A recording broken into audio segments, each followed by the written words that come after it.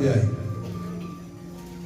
इत्थे हन्ना दे बारे तुहानू सारिआं नूं पता, मैं प्रचार भी कीता एक बार पहला, मैं प्रचार भी कीता सी और तुहानू दस्सिआ सी कि हन्ना ने प्रभु दे कोलों जदों बच्चा नहीं सी हो रहा, उन्होंने बेबी नहीं सी हो रहा, उन्होंने लोग उन्होंने सताउंदे सी, उन्होंने ताने मारदे सी, वो बड़ी परेशान सी। और हन्ना नूं जदों बेबी नहीं सी हो रहा, हन्ना ने प्रभु दे घर दे विच जाके प्रार्थना कीती, घुटने टेके, और घुटने टेक के कहंदी जे तू मैनूं पुत्र दवे तो मैं तेरे घर च छड्डांगी, तेरी सेवा करेगा, तेरे काम करेगा, तेरा प्रचार करेगा, प्रभु एक बार मैनूं बेटा दे दे। और जदों प्रार्थना कर रही सी उस समय एली ने कहा तू नशा कीता, कहंदी नहीं नहीं मैं ते बड़ी दुखी हां और आज अपने सच्चे दिलों परमेश्वर दे कोल मंग रही हूं। ते एली ने कहा ठीक है जा, फिर परमेश्वर ने तेरी अर्ज़ी सुन लई आ, जा चली जा, और कहता परमेश्वर तेरे ते दया करेगा। हालेलुया।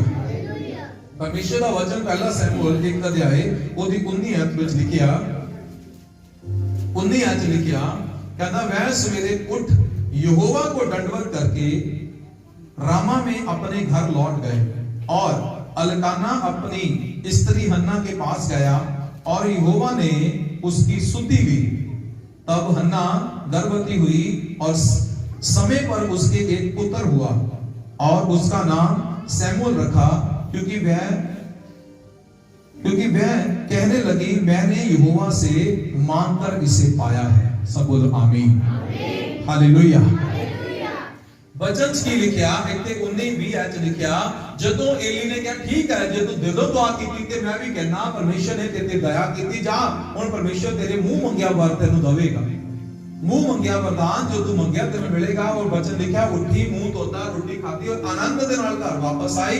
और जदों अपने पिंड रामा दे विच, उनके पिंड दा नाम सी रामा, जदों अपने नगर रामा दे विच पहुंचे, वचन लिखिया जदों इकट्ठे होए ते ओ गर्भवती हुई। जदों गर्भवती हुई परमेश्वर दे वचन लिखिया परमेश्वर ने ओदी सुधि लई। हालेलुया। पंजाबी दी बाइबल च लिखा होगा परमेश्वर ने उन्हें चेते कीता, परमेश्वर ने उहदे वल ध्यान कीता। एक लिखा परमेश्वर ने उसकी सुधि ली। हालेलुया।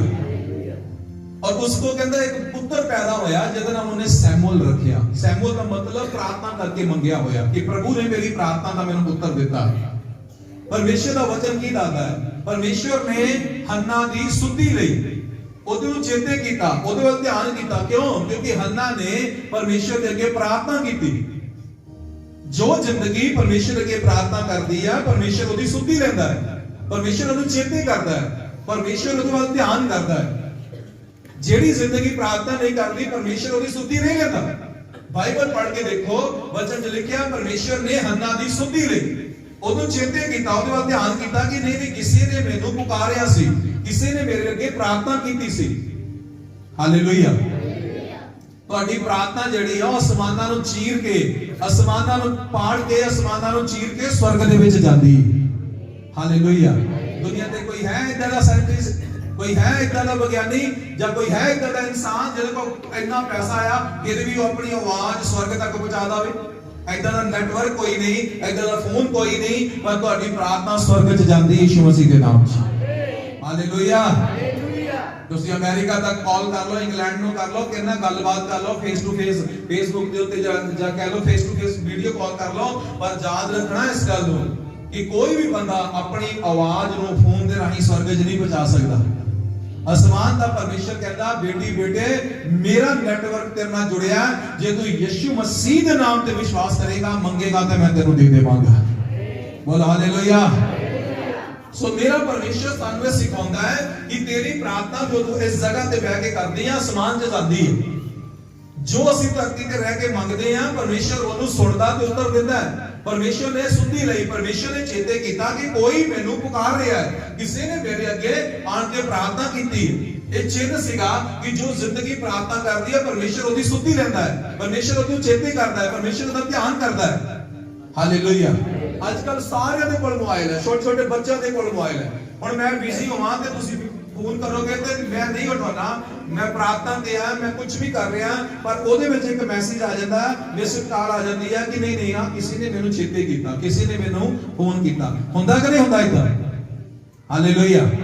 सेम इदां ही जदों तुसी प्रार्थना करदे हो, अरदास करदे हो, आसमान दा परमेश्वर कहंदा वो किसी ने मैनू चेते कीता है, ਕਿਸੇ ਨੇ ਮੈਨੂੰ ਪੁਕਾਰਿਆ ਹੈ, ਕਿਸੇ ਨੇ ਮੇਰੇ ਨਾਲ ਗੱਲ ਕਰਨੀ ਚਾਹੀ ਹੈ, ਕਿਸੇ ਨੇ ਮੇਰੇ ਨਾਲ ਮੇਰੀ ਮਦਦ ਲੈਣੀ ਚਾਹੀ ਹੈ।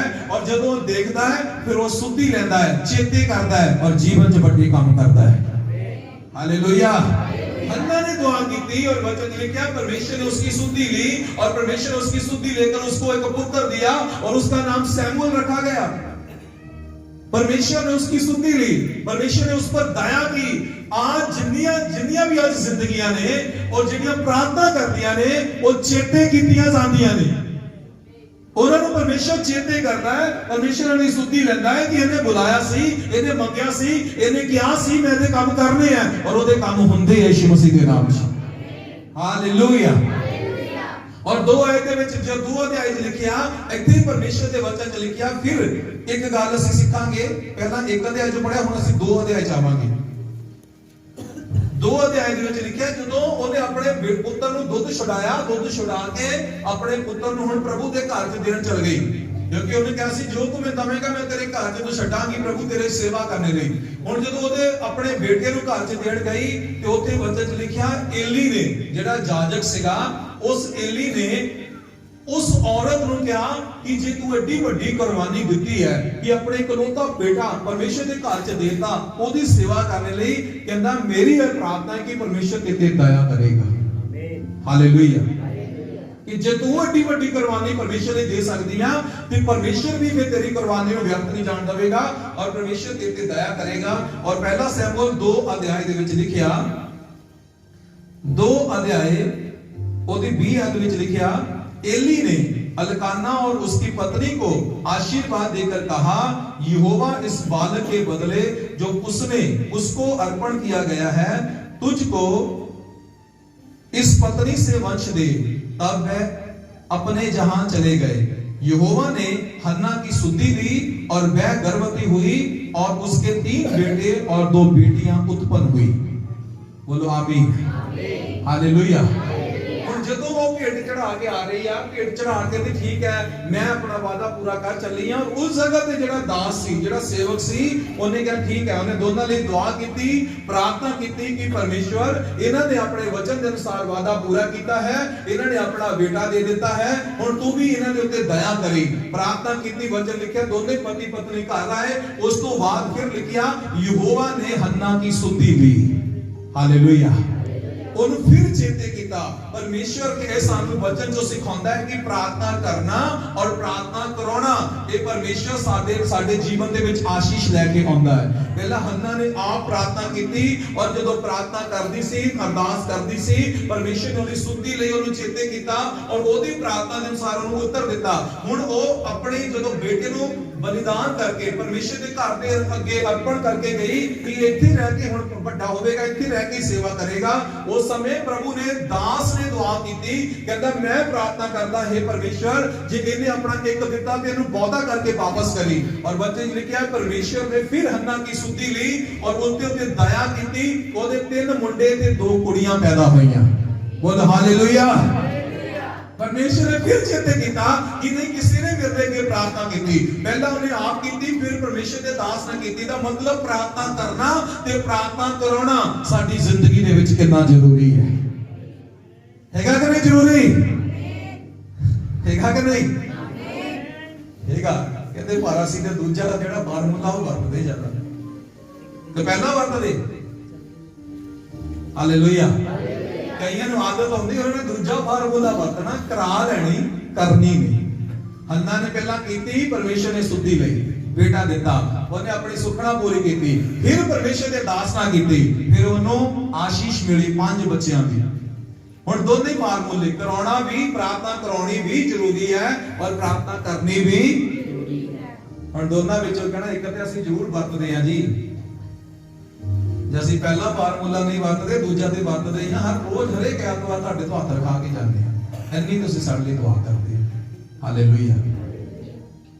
वधिया गल है। देखो प्रार्थना करनी अच्छी गल है, विश्वास है तुहाडा कि रब दा बंदा दुआ करेगा, प्रार्थना करेगा, मेरे ते दया होवेगी, अच्छी गल है, परमेश्वर सुनदा भी है। पर ओदे नाल नाल मेरा परमेश्वर ये कहंदा कि तू आप भी प्रार्थना कर। हालेलुया। प्रार्थना करना और कराना ये अलग अलग है।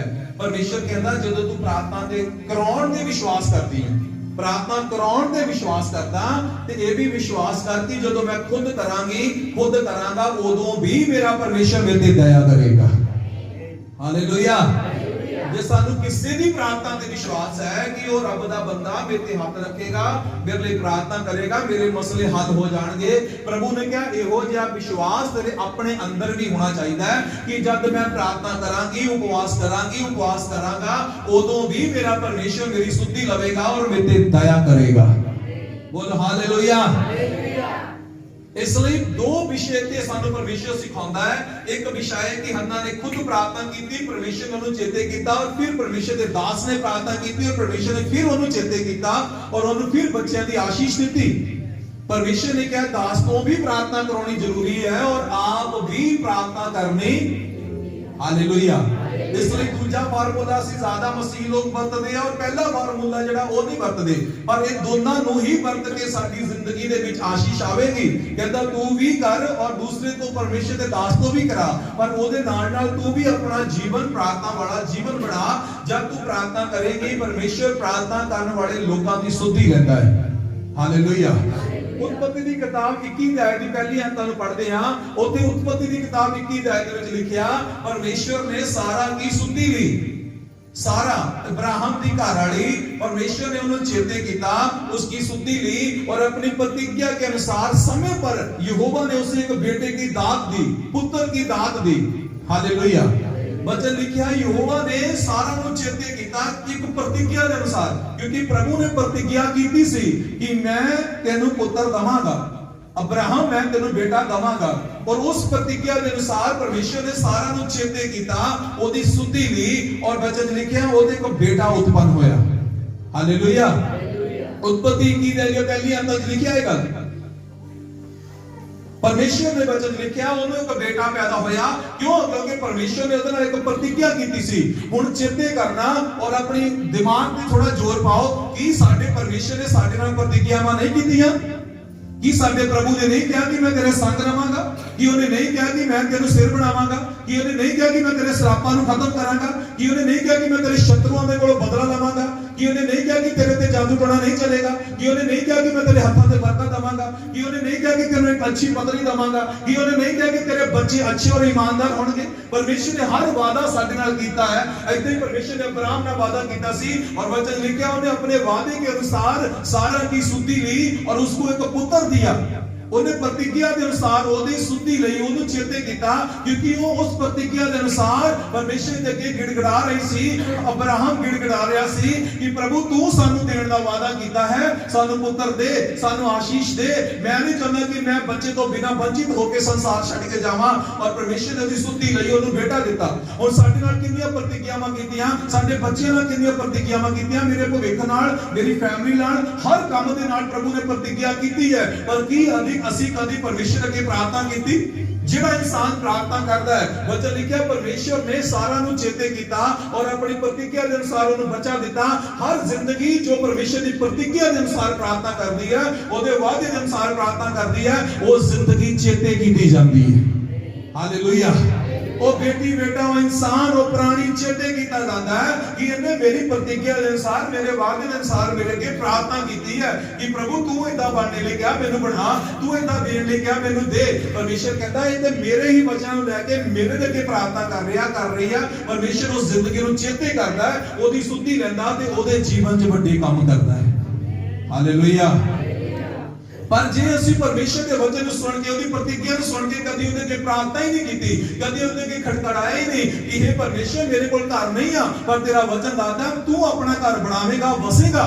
परमेश्वर के वचन के अनुसार असि कभी दुआ ही नहीं की, क्योंकि साडी सोच ये है कि नहीं साडा घर बनना ही नहीं। हालेलुया। प्रभु ने कहा मैं तेरे बच्चों को जैतून के वृक्ष के वांग बनावांगा। जैतून का वृक्ष बड़ा महंगा, बड़ा कीमती ते बड़ा पावरफुल होता है। परमेश्वर का वचन आता है मैं उदा दा बनावांगा, पर साडे बच्चे बिगड़े ते बिगड़े रहन। असि कदी उन्होंने दुआ ही नहीं की कि प्रभु मेरे बच्चे ते जैतून का वृक्ष बनदा तू वादा कीता है, पर आज ये जंगली बूटी क्यों बन गए, आज ये बुरे कामां च क्यों चले गए। तू ते आख्या सीगा कि जैतून के वृक्ष के वांग होणगे, ये मेरी शोभा का कारण होणगे, पर मैं तेरे अंदर जंगली बूटी को देख रही हां, मैं तेरे अंदर कड़कन को देख रही हां, बुराई को देख रही हां। असि कदी प्रार्थना की नहीं, जिहदा रिजल्ट ये है कि परमेश्वर साडी सुधि नहीं लेंदा, परमेश्वर साडे ते दया नहीं करदा। हालेलुया। पर वचन लिखिया परमेश्वर ने सारा दे उत्ते दया की, क्योंकि उन्हें अपनी प्रतिज्ञा के अनुसार उन्हें पुत्र दिता। क्योंकि सारा और अब्राहम परमेश्वर दे के दुआ कर रहे सी, खटखटा रहे सी, मंग रहे सी, और वचन लिखिया इसी तरह उन्हां दे उत्ते अनुग्रह होया और परमेश्वर ने सारा दी सुधी लई। और वचन दे विच इत्थे लिखिया है, कलाम दसदा है कि परमेश्वर ने हन्ना दी सुधी लई, ओदी प्रार्थना ने सुन के परमेश्वर ने हन्ना दी सुधी लई, एली दी प्रार्थना ਨੂੰ सुन के परमेश्वर ने ओदी सुधी लेके ਉਹਨੂੰ ਚੇਤੇ ਕੀਤਾ और ਉਹਦੇ दया ਕੀਤੀ। हालेलुया। ਜਿਹੜੀ ਜ਼ਿੰਦਗੀ ਪ੍ਰਾਰਥਨਾ ਕਰਦੀ ਹੈ ਉਹਨੂੰ ਪਰਮੇਸ਼ਰ ਜ਼ਰੂਰ ਚੇਤੇ ਕਰਦਾ ਹੈ। ਯਾਦ ਰੱਖਣਾ ਇਸ ਗੱਲ ਨੂੰ। ਉਹਦੀ